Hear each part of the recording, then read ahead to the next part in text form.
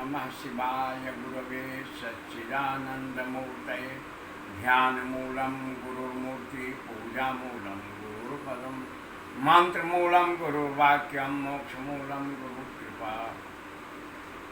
आज मैं समाज के हितार्थ भावत्रय और गुरु शिष्य की परंपरा के ऊपर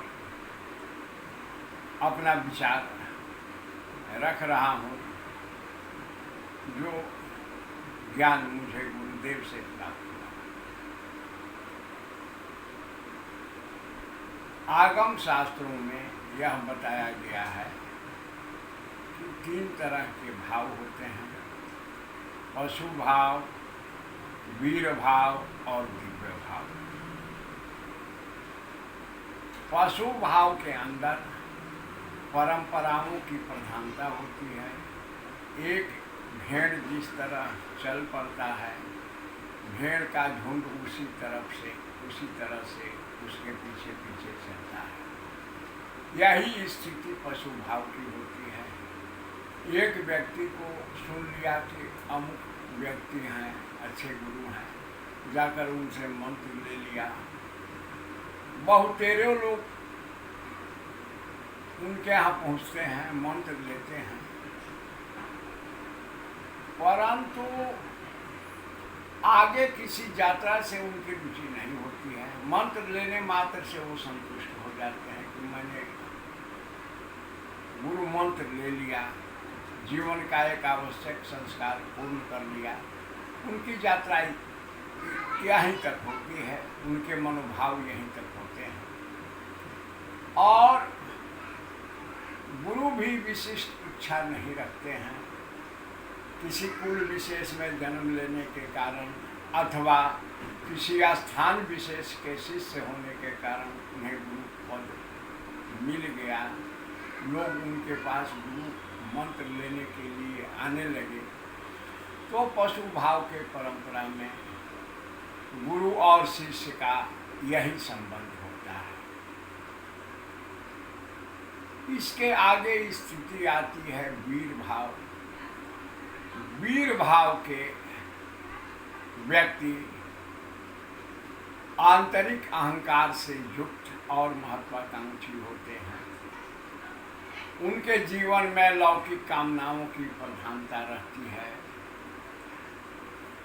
वे लोग प्रायः अध्यात्म और आंतरिक साधना से दूर रहते हैं।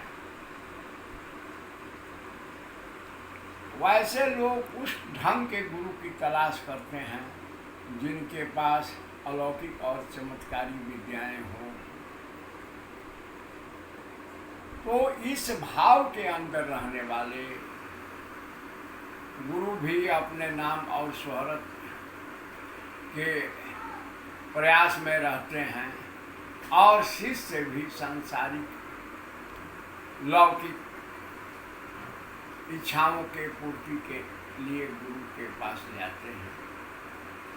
इस भाव के शिष्यों की स्थिति यह होती है कि गुरु के प्रति उनकी पूर्ण आस्था तो होती नहीं है, ना गुरु के प्रति समर्पण भाव होता है। एक सामाजिक जिज्ञासा होती है, एक लौकिक कामना होती है। इसके पूर्ति के लिए वो गुरु के पास पहुँचते हैं। इस भाव के साधक कामना के पूर्ति होने पर अथवा पूर्ति न होने पर दोनों स्थिति में गुरु का परित्याग कर देते हैं। गुरु से ज़्यादा सन्निकटता उनको नहीं रहती है। अब सर्वोत्तम तीसरा भाव दिव्य भाव होता है। दिव्य भाव के अंदर सत्य अनुसंधान की जिज्ञासा, पूर्ण तत्व ज्ञान की कामना और आचरण में सदाचार होता है। तभी दिव्य भाव की स्थिति में प्रवेश होता है। इस परिपाटी में गुरु और शिष्य दोनों सद्गुणी होते हैं, परंतु कुछ गुरु तो पूर्णतः सिद्ध होते हैं, कुछ सिद्ध नहीं होते हैं, परंतु वे सद्विचारी और सद्गुणी अवश्य होते हैं। शिष्यगण दोनों तरह के गुरुओं के पास जाते हैं। यदि गुरु सिद्ध हैं और शिष्य अकर्मण्य है, वह पुरुषार्थी नहीं है, तपोनिष्ठ नहीं है, प्रयासरत नहीं है, तो वहाँ सिद्धि में भी दिक्कत होती है। परंतु यदि गुरु सिद्ध न भी हैं और शिष्य समर्पित भाव से पूर्ण आस्था के साथ उस गुरु के सन्निकट में आया, दीक्षा ग्रहण किया और गुरु के प्रति पूर्ण श्रद्धा के साथ बताए हुए मार्ग में लगकर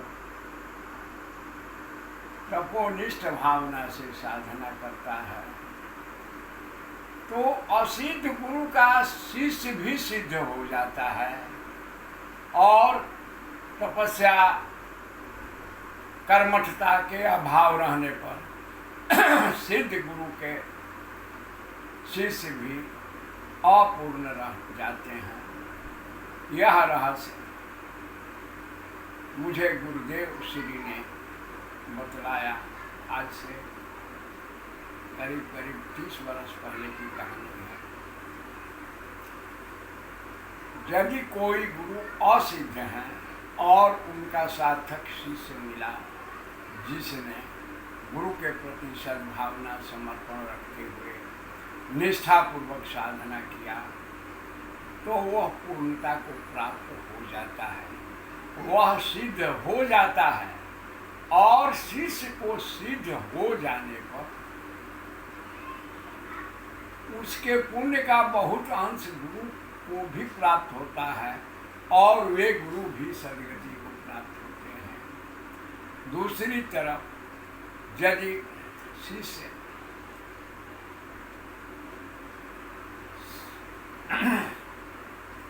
आपको अकर्मण्य है, तपस्या में संलग्न नहीं है, तो सिद्ध गुरु भी क्या कर सकते हैं। इस विषय पर बाबा जशन दास की उक्ति है, गुरु बेचारा क्या करे, चेला करे न होश, अपलटू मोम भीजे नहीं, जल को दीजे दोष। तो यह स्थिति होती है। इस प्रकार इन तीनों भावों में गुरु और शिष्य की परंपरा अवस्थित है। इस विषय पर आज इतना ही। शिवोहम भैरवोहम गुरुपद रतोहम, भैरव भैरवानंदनाथ अविनाशी।